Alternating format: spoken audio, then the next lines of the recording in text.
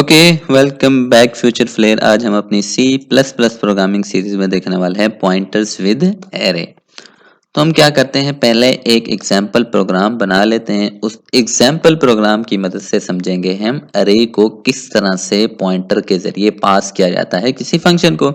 ठीक है, तो ये हमारा क्या है, वो एग्जाम्पल प्रोग्राम है जिसमें हमने एक यूजर डिफाइंड फंक्शन बनाया हुआ है और ये हमारा मेन फंक्शन है। तो जैसे ही हम इस प्रोग्राम को एग्जीक्यूट करते हैं, हमारा कंपाइलर सबसे पहले किसको ढूंढता है, हमारे मेन फंक्शन को। तो जैसे उसे मेन फंक्शन मिला, मेन फंक्शन की बॉडी के अंदर आया और सबसे पहली लाइन उसे क्या मिली, एक एरे मिली जो इनिशियलाइज की है हमने। तो हम साथ में मेमोरी बना लेते हैं।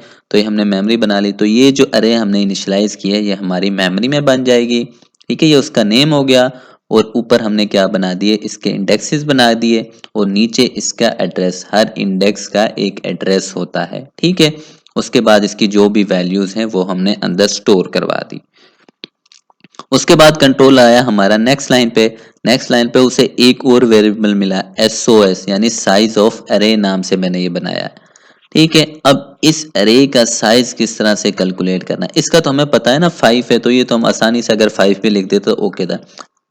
लेकिन हो सकता है किसी अरे का साइज आपको मालूम ना हो, तो फिर आप इस फार्मूले के जरिए, साइज ऑफ अरे ये एक फंक्शन है साइज ऑफ। ठीक है, ये अरे का जितने भी साइज है बाइट्स में ये कैलकुलेट कर लेगा। फिर साइज ऑफ, उसके बाद हम जो पहला इंडेक्स है इसका जो साइज है बाइट में, उससे अगर डिवाइड कर देंगे तो हमारे पास इस टोटल अरे में जितने एलिमेंट्स है वो आ जाएंगे।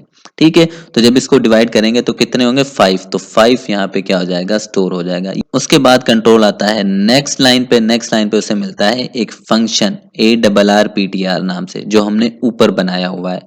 ठीक है, और साथ में एक अरे, यानी हम अरे को पास कर रहे हैं। अब ये जो हमारी अरे है ये क्या लेके जाएगी, ये सिर्फ और सिर्फ जो हमारा फर्स्ट एलिमेंट है उसके एड्रेस को लेके जाती होती है। ठीक है, मैं आपको इसको ना एक्चुअल में प्रिंट करवा के दिखा देता हूँ कि इस एरे के अंदर इस वक्त क्या है। ठीक है, तो हम चलते हैं अपने डेव सी प्लस प्लस। तो ये वो सेम प्रोग्राम है जो हमने वहां पे लिखा हुआ है। मैं फिलहाल के लिए इसको क्या करता हूँ, कमेंट कर देता हूँ। सिर्फ मैं आपको दिखा रहा हूँ, अगर मैं अकेला सी आउट करवाता हूँ अरे को तो क्या आउटपुट आएगी। ठीक है, तो यही था ना हमारा अरे। ठीक है, इसको अगर मैं अकेले को प्रिंट करवाता हूं तो देखना जो इसका एड्रेस है ना, सिर्फ वो उसी एक को प्रिंट करेगा। तो देखते हैं आउटपुट। ये देखो यहाँ पे सिर्फ एक ही एड्रेस प्रिंट हुआ है, ये एड्रेस किसका है, फर्स्ट एलिमेंट का।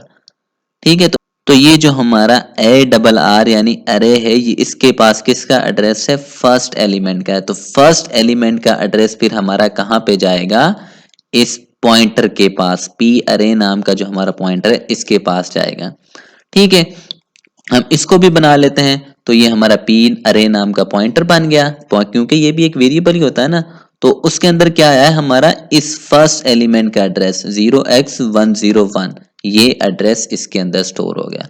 उसके बाद एड्रेस जा रहा है किसका, हमारा ये वाला जो वेरिएबल है, तो इसका एड्रेस जा रहा है। तो अब ये किसने, साइज नाम का भी एक पॉइंटर बना लेते हैं।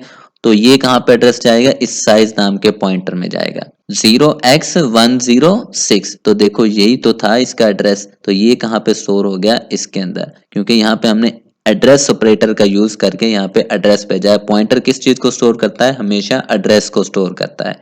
तो ARR यानी अरे का फर्स्ट एलिमेंट का एड्रेस रिसीव हुआ यहाँ पे, और जो हमारा साइज ऑफ अरे का एड्रेस था वो यहाँ पे स्टोर हो गया। उसके बाद हम फंक्शन की बॉडी के अंदर आ गए। फंक्शन की बॉडी के अंदर हमें लूप मिला। तो लूप में सबसे पहले हमें क्या मिला, ए नाम का एक वेरिएबल मिला, उसको भी हम बना लेते हैं। तो ये आ गया। ठीक है, और इसको इनिशियलाइज कैसे करवाया, 0, तो हमने 0 से इनिशियलाइज करवा दिया। फिर क्या, ए छोटा है हमारे साइज से, साइज में क्या है, एड्रेस ऑफ SOA वेरिएबल का।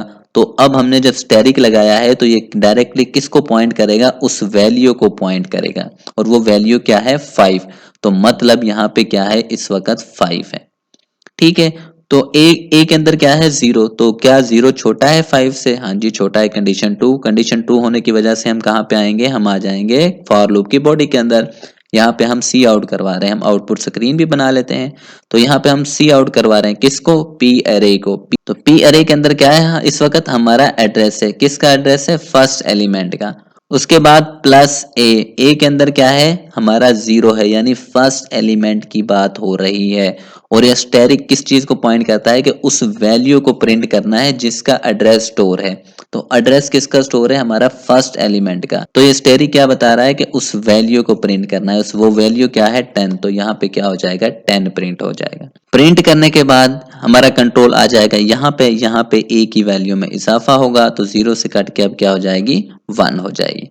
तो जैसे ही 1 हुए उसके बाद फिर कंडीशन चेक होगी, क्या कंडीशन ट्रू है, ए की वैल्यू क्या है 1, तो 1 तो अभी भी छोटा है 5 से। तो फिर हम कहाँ पे आ जाएंगे फॉर लूप की बॉडी के अंदर, यहाँ पे हम क्या आउटपुट करेंगे पी अरे।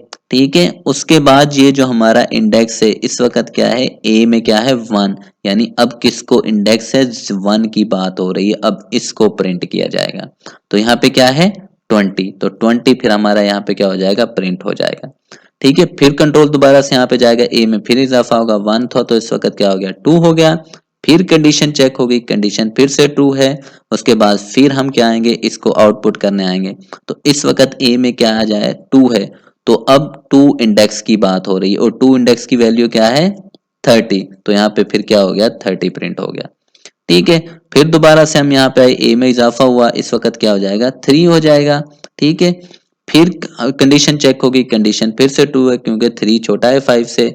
और उसके बाद हम दोबारा से बॉडी के अंदर आए, फिर क्या प्रिंट होगा ए में अब क्या है 3, तो यानी थर्ड जो हमारा इंडेक्स है उसकी बात हो रही है, तो उसकी वैल्यू प्रिंट हो जाएगी, वो है 40। तो यहाँ पे क्या हो गया 40 प्रिंट हो गया।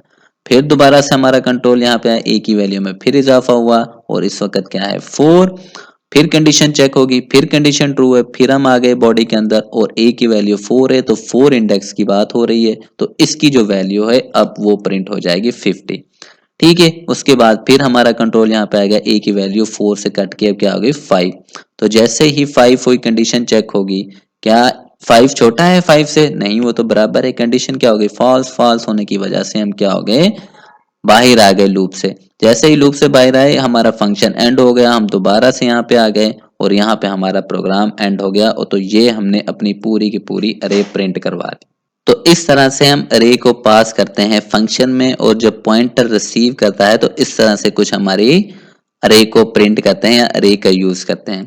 लेकिन एक और अगर इंटरेस्टिंग बात बताऊं, तो अगर हम पॉइंटर का यूज नहीं करते, ठीक है, अब देखो इस प्रोग्राम में मैंने पॉइंटर का यूज नहीं किया, यहाँ पे मैंने क्या भेजा है सेम, यहाँ तक तो सेम ये वही चीज मैंने की है अरे ही भेजी है।